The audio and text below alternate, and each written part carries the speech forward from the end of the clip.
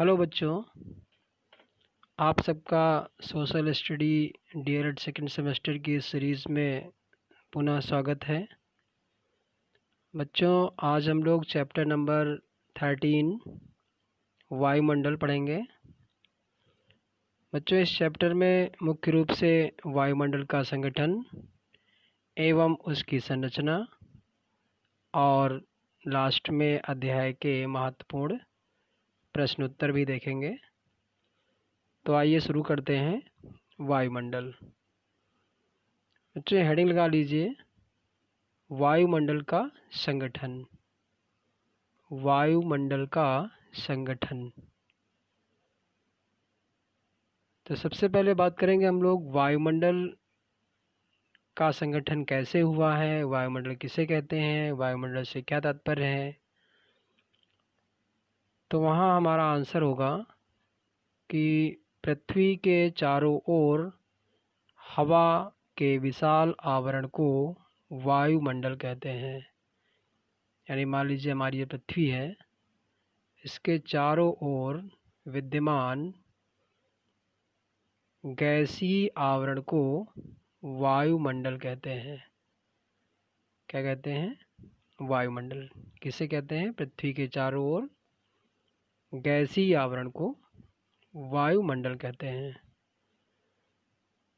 अगला बिंदु है वायुमंडल का करीब 90% भाग नाइट्रोजन, लगभग 78.8% ऑक्सीजन, 20.95% गैसों से निर्मित है। यानी दो मुख्य गैसें कौन कौन सी? नाइट्रोजन, जिसकी मात्रा लगभग 78.8% है, और 20.95% ऑक्सीजन गैस। ये दोनों गैसें लगभग कितनी है? 99% से निर्मित है। शेष 1% भाग argon, neon, hydrogen, krypton, xenon, helium और ओजोन है। यानी वायुमंडल में मुख्य जो गैसें हैं वो हैं नाइट्रोजन और ऑक्सीजन। नाइट्रोजन गैस की मात्रा 78.8% है, वहीं ऑक्सीजन गैस की मात्रा 20.95% है। बाकी बचे हुए 1% में अन्य विभिन्न गैसें आती हैं, जिनमें argon, neon, hydrogen, krypton, xenon, helium और ओजोन है। अगला बिंदु है पृथ्वी के साथ वायुमंडल गुरुत्वाकर्षण के कारण टिका हुआ है। जब प्रश्न बनता है कि पृथ्वी के चारों ओर वायुमंडल क्यों विद्यमान है, तो हमारा आंसर क्या होगा? पृथ्वी के चारों ओर वायुमंडल के विद्यमान होने का मुख्य कारण है पृथ्वी में पाया जाने वाला गुरुत्वाकर्षण बल। अर्थात गुरुत्वाकर्षण बल के कारण ही पृथ्वी से जुड़ा हुआ है वायुमंडल। अगला, वायुमंडल का विस्तार लगभग 10,000 किलोमीटर तक फैला हुआ है। पृथ्वी की सतह से लगभग 10,000 किलोमीटर तक वायुमंडल फैला हुआ है। अब आइए जो मुख्य गैसें हैं उनके बारे में थोड़ी सी जानकारी प्राप्त कर लेते हैं। हेडिंग लगा लीजिए, नाइट्रोजन गैस। यह वायुमंडल में पाई जाने वाली सर्वाधिक गैस है, जिसकी मात्रा लगभग 78.8% है। अभी भी हम लोगों ने पढ़ा। वायुमंडल में नाइट्रोजन की उपस्थिति के कारण ही वायुदाब, पवनों की शक्ति तथा प्रकाश के परावर्तन का आभास होता है। लेम्यूमिनस पौधे वायुमंडल नाइट्रोजनी पोषक तत्वों की पूर्ति करते हैं। नाइट्रोजन से पेड़ पौधों में प्रोटीन का निर्माण होता है, जो भोजन के मुख्य घटक हैं। बच्चों, आपकी जानकारी के लिए कि नाइट्रोजन गैस का जो उपयोग पेड़ पौधे करते हैं वो किस रूप में करते हैं? नाइट्रेट के रूप में करते हैं। यानी प्रश्न बनता है कि पेड़ पौधे नाइट्रोजन गैस का उपयोग किस रूप में करते हैं, तो नाइट्रेट के रूप में करते हैं। कई बार प्रश्न पूछा गया है। अगली हेडिंग लगा लीजिए ऑक्सीजन गैस, जो दूसरी महत्वपूर्ण गैस है वायुमंडल की। इसके कुछ बिंदु हैं। पहला है ऑक्सीजन जंतुओं तथा मानव के लिए प्राणदायिनी गैस होती है, अर्थात पृथ्वी पर जो वायुमंडल स्थित है उस वायुमंडल की एक मुख्य गैस है जो है ऑक्सीजन, जिसके कारण पृथ्वी पर जीवन संभव हो पाया है, इसीलिए इसे प्राणदायिनी गैस भी कहते हैं। वायुमंडल में ऑक्सीजन की मात्रा 120 किलोमीटर की ऊंचाई पर नगण्य होती है, यानी 120 किलोमीटर से ऊपर आप जाएंगे तो ऑक्सीजन गैस की मात्रा नहीं मिलेगी। पेड़ पौधों के द्वारा कार्बन डाइऑक्साइड ग्रहण की जाती है तथा ऑक्सीजन छोड़ी जाती है। अगली हेडिंग है हाइड्रोजन गैस। वायुमंडल में हाइड्रोजन सबसे हल्की गैस होती है, यानी आपसे जब प्रश्न पूछा जाए कि वायुमंडल की सबसे हल्की गैस कौन सी है तो आपका आंसर होना चाहिए हाइड्रोजन गैस। हाइड्रोजन अन्य गैसों के ऊपर लगभग 1100 किलोमीटर की ऊंचाई तक पाई जाती है। अगली हेडिंग लगा लीजिए आर्गन गैस। वायुमंडल में उपस्थित अक्रिय गैसों में आर्गन की मात्रा सर्वाधिक होती है, यानी वायुमंडल में आर्गन गैस कैसी गैस है, अक्रिय गैस है, इसकी मात्रा सर्वाधिक है अक्रिय गैसों में से। आर्गन एक भारी गैस है, जहाँ हल्की गैस कौन सी हम लोगों ने पढ़ी, हाइड्रोजन पढ़ी। वायुमंडल में अन्य अक्रिय गैसें हैं नियान, हीलियम, क्रिप्टॉन, जेनॉन और ओजोन। अगली हेडिंग लगा लीजिए जलवाष्प। यहाँ तक बात हम लोगों ने पढ़ी बच्चों कि वायुमंडल में गैसों की मात्रा है, गैसों के साथ साथ में वायुमंडल का जो मिश्रण है उसमें मुख्य भूमिका निभाता है जलवाष्प। गैसों के ठीक बाद जो मिश्रण में जो भाग है उसका है जलवाष्प का है, तो यहाँ जलवाष्प पढ़ेंगे हम लोग। वायुमंडल में इसकी मात्रा 1 से 4% तक होती है। सूर्य ताप से लगभग 1.4 करोड़ टन जलवाष्प बनकर उड़ जाता है। विषुवत रेखा पर जलवाष्प अधिक तथा ध्रुवों पर कम पाई जाती है, यानी विषुवत रेखा पर तापमान ज़्यादा होता है इसलिए जलवाष्प अधिक होता है, और ध्रुवों पर तापमान कम होता है इसलिए वहाँ पर जलवाष्प की मात्रा कम पाई जाती है। जलवाष्प की मात्रा 90 किलोमीटर की ऊंचाई तक पाई जाती है। अगला क्वेश्चन है, अगली हेडिंग लगा लीजिए धूलकण। अब वायुमंडल के जो मुख्य तत्व हैं उनमें सबसे पहले हम लोगों ने पढ़ा गैसें, दूसरा पढ़ा जलवाष्प, और तीसरा जो तत्व है वह है धूलकण। तो जब आपसे प्रश्न पूछा जाएगा कि वायुमंडल के प्रमुख तत्व कौन कौन से हैं, तो प्रमुख तत्व हैं गैसें, जलवाष्प और धूलकण। तो हेडिंग यहाँ लगा लीजिए धूलकण। वायुमंडल के सबसे निचले भाग में धूलकण पाए जाते हैं। इसमें अनेक प्रकार की अशुद्धियाँ पाई जाती हैं। धूलकणों के कारण ही सूर्योदय, सूर्यास्त, मेघ तथा इंद्रधनुष के विभिन्न रंग बिखरते हैं। यहाँ बच्चों एक चित्र बना है, इस चित्र को आप देखेंगे, इसको बना भी लीजिए कॉपी में अपनी। ये चित्र दर्शा रहा है कि वायुमंडल में जो गैसें हैं उनकी मात्रा को दर्शा रहा है। तो हम लोगों ने अभी पढ़ा कि वायुमंडल में जो गैसें हैं सर्वाधिक गैस नाइट्रोजन पाई जाती है, उसके बाद ऑक्सीजन पाई जाती है, और अन्य प्रतिशत में 1% में अन्य गैसें पाई जाती हैं। ये इसका चित्र है। अगली हेडिंग लगा लीजिए वायुमंडल की संरचना। बच्चों जब वायुमंडल की संरचना की बात आती है तो वायुमंडल पृथ्वी की सतह से लेकर अंतरिक्ष तक फैला हुआ है। इस बीच यानी प्रारंभ से लेकर अंत तक के भाग को, बड़े भाग को 5 भागों में बांटा गया है। वे कौन कौन से भाग हैं उसको पढ़ेंगे हम लोग। सबसे पहला भाग क्षोभ मंडल, दूसरा समताप मंडल, तीसरा मध्यमंडल, और यही मध्यमंडल के ठीक ऊपर यहाँ पर ऊष्म मंडल या आयन मंडल, कौन सा मंडल, ऊष्म मंडल या आयन मंडल पाया जाता है। और अंत में बहिर्मंडल पाया जाता है। इस प्रकार से वायुमंडल की संरचना या उसके विस्तार को देखते हुए उसे 5 भागों में बांटा गया है।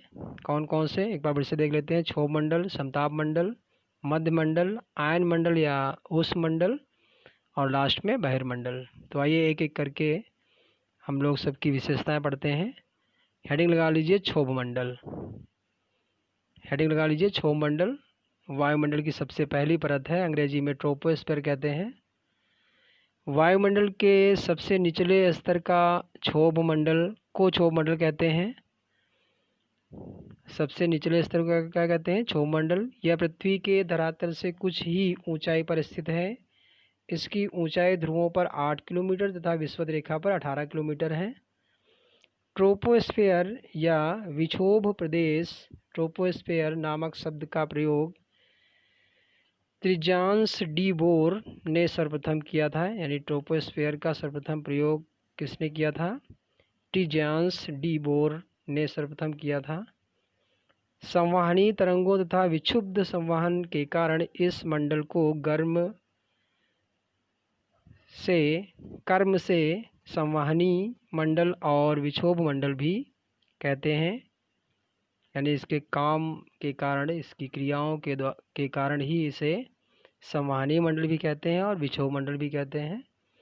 विषुवत रेखा पर क्षोभ मंडल की ऊंचाई सर्वाधिक है, क्योंकि तेज संवहनी धाराएं धरातल की ऊष्मा को अधिक ऊंचाई तक ले जाती हैं। इस संस्तर पर ऊंचाई के साथ तापमान कम होता है। याद रखेंगे, ऊंचाई के साथ तापमान कम होता है। तापमान में गिरावट की दर 1 डिग्री सेल्सियस प्रति 165 मीटर है। यानी कि आप वायुमंडल में प्रति 165 मीटर की ऊंचाई पर जाएंगे, प्रति 165 मीटर की ऊंचाई पर जाने पर तापमान 1 डिग्री सेंटीग्रेड कम हो जाता है। इस संस्तर में धूल के कणों और जलवाष्प की मात्रा अधिक होती है। ग्रीष्म ऋतु में इस स्तर की ऊंचाई में वृद्धि और शीत ऋतु में कमी पाई जाती है। अगली हेडिंग लगा लीजिए समताप मंडल, अंग्रेजी में इसे स्ट्रेटोस्फीयर भी कहते हैं, स्ट्रेटोस्फीयर कहते हैं। समताप मंडल क्षोभ मंडल के ऊपर स्थित है। ट्रोपोपास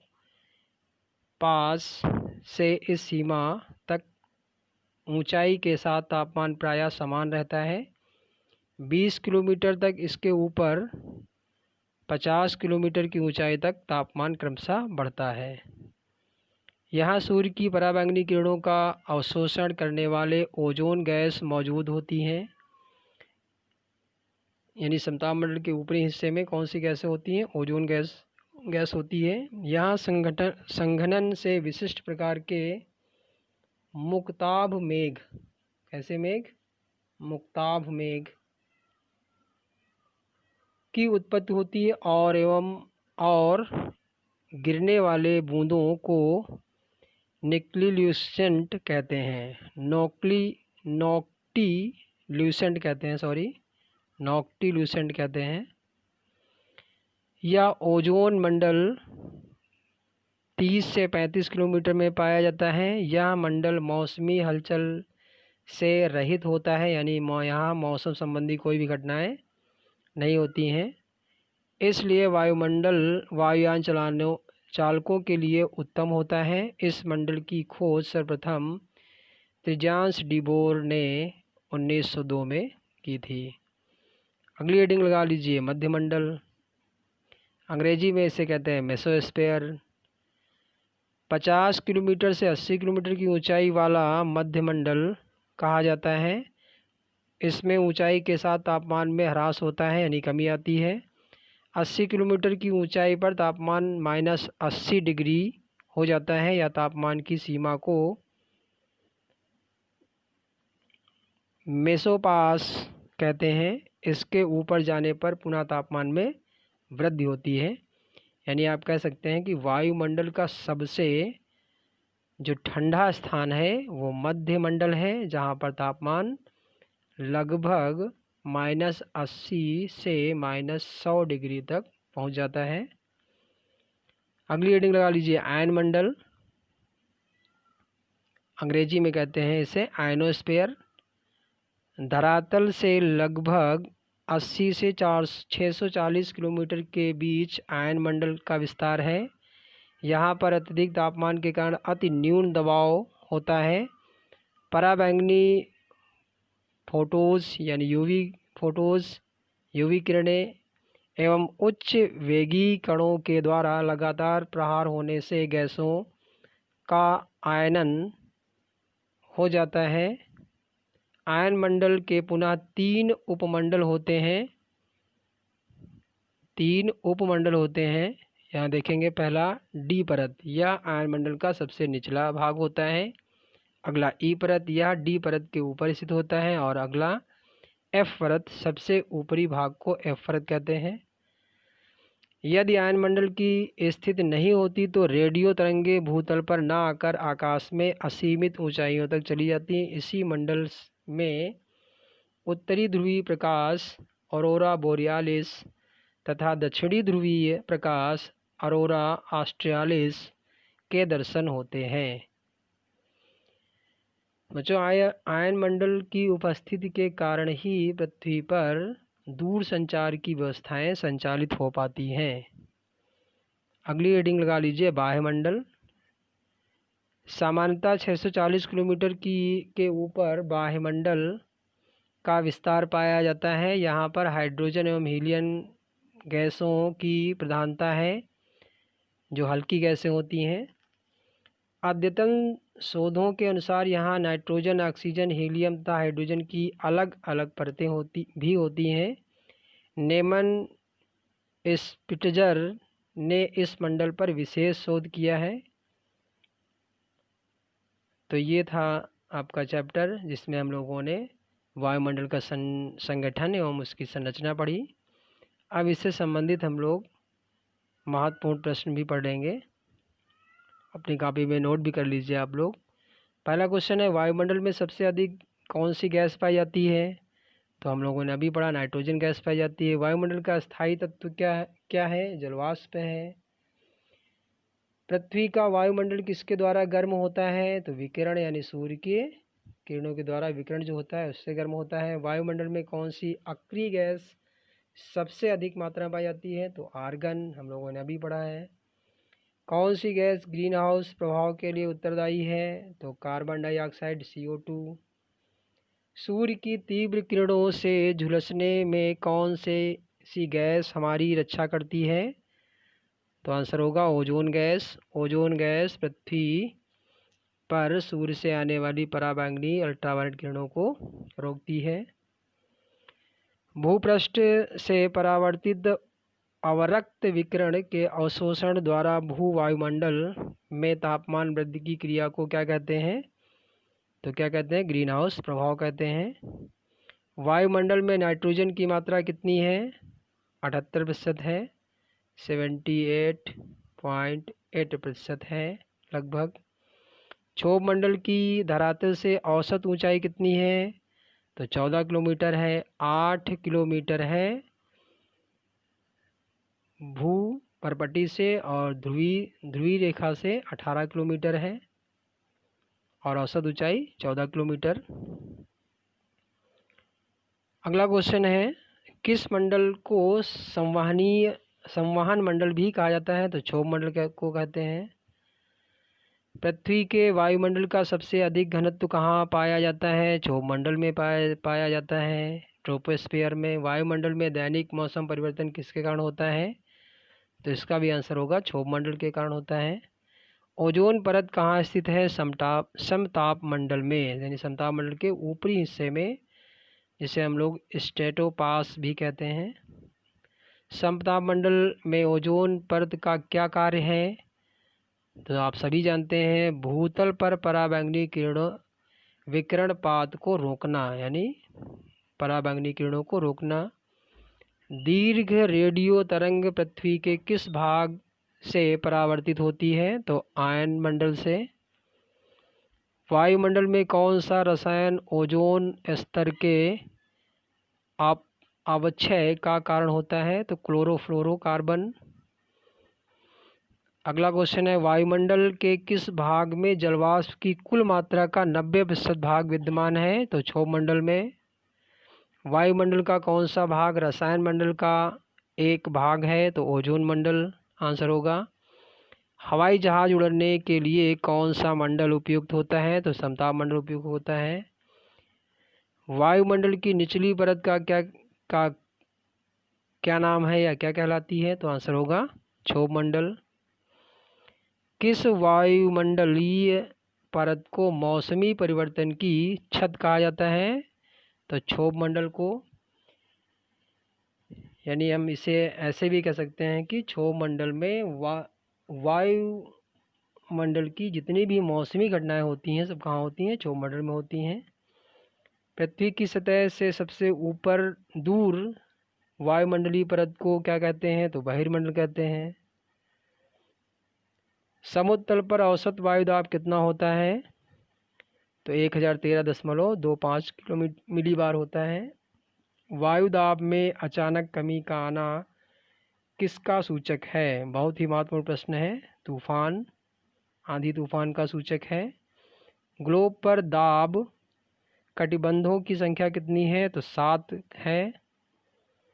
शांत पेटी किस रेखा के दोनों ओर पाई जाती है? तो भूमध्य रेखा के दोनों ओर। ये पृथ्वी का ग्लोब मान लीजिए, बीच में भूमध्य रेखा। इसमें 0 से 5 डिग्री उत्तरी गोलार्ध, 0 से 5 डिग्री दक्षिण गोलार्ध के बीच के भाग को क्या कहते हैं? शांत पेटी कहते हैं। अगला क्वेश्चन है, विश्व के सभी उष्ण मरुस्थल किस पेटी में स्थित हैं? तो उपोष्ण कटिबंधीय उच्च दाब पेटी में। अगला क्वेश्चन है, डोल्ड्रम पेटी का विस्तार कितना होता है? डोल्ड्रम पेटी का विस्तार 5 से 5 डिग्री उत्तर और 5 डिग्री दक्षिण के मध्य होता है। सामान्य वायुदाब कहाँ पाया जाता है? तो सागर तल पर। आंसर क्या होगा? सागर तल पर। पृथ्वी के वायुमंडल का कितने प्रतिशत भाग 29 किलोमीटर ऊंचाई तक पाया जाता है? तो 97% भाग। अगला क्वेश्चन है, मेघ गर्जन वायुमंडल के किस परत में होता है? तो क्षोभ मंडल में होता है। किस मंडल में तापमान का अधिक चढ़ाव उतार होता है? तो समताप मंडल में। अधिक चढ़ाव उतार नहीं होता है समताप मंडल में। अगर होता है पूछा जाएगा तो क्षोभ मंडल आंसर हो जाएगा। किस ऋतु में क्षोभ मंडल की ऊंचाई में वृद्धि होती है? तो ग्रीष्म ऋतु में क्षोभ मंडल की ऊंचाई की वृद्धि हो जाती है और शीत ऋतु में क्षोभ मंडल की ऊंचाई में कमी आ जाती है। अगला क्वेश्चन है, ओजोन परत के अवक्षय के कारण एक छिद्र बन गया है, वह छिद्र कहाँ स्थित है? अंटार्कटिका के ऊपर स्थित है। क्षोभ मंडल के हर 165 मीटर की ऊंचाई पर तापमान में कितनी गिरावट आती है? तो 1 डिग्री सेंटीग्रेड गिरावट आती है। क्षोभ मंडल की ऊपरी सीमा पर स्थित परत क्या कहलाती है? समताप सीमा कहलाती है। क्षोभ मंडल की ऊपरी सीमा अंग्रेजी में स्ट्रेटोपास कहते हैं। बच्चों, आज की क्लास यहीं समाप्त होती है। अगली क्लास लेकर हम आपके बीच जल्द उपस्थित होंगे। धन्यवाद। अपना ध्यान रखें, पढ़ाई करते रहें।